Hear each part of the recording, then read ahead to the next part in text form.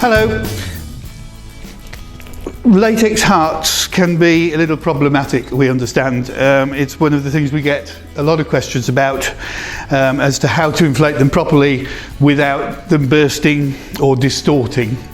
A couple of things to remember, and if you do that, then you shouldn't have an issue. The first thing is that the balloons are measured from side to side, and so you need to have a sizer, because it's very, very difficult to estimate the width of the balloon by eye. So something to get the sizing correct is important, and it could be something as simple as this, which is basically 2 boxes of foil weights, and then I've set them a set distance apart. Now these are 14-inch Reflex Hearts from Sempertex, so 14-inch being their maximum size. So I would suggest that you set your sizer a little bit less. So I put these at 13.5 inches apart, just to give you that little bit of extra leeway and safety.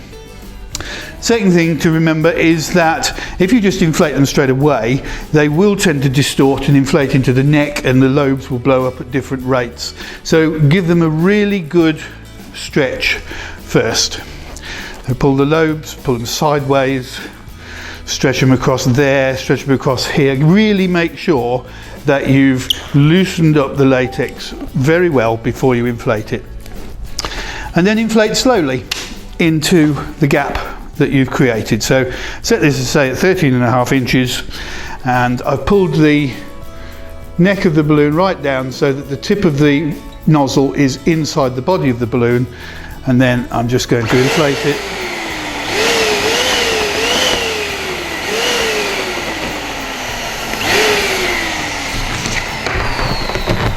And there you have it, a perfectly inflated heart to 14 inches. Now it's still quite soft, so it could, 13.5 inches. It's still quite soft, so it could go to 14, but just to make sure that it's not going to pop later and have a little bit of stretch, I would advise 13.5 as your maximum size.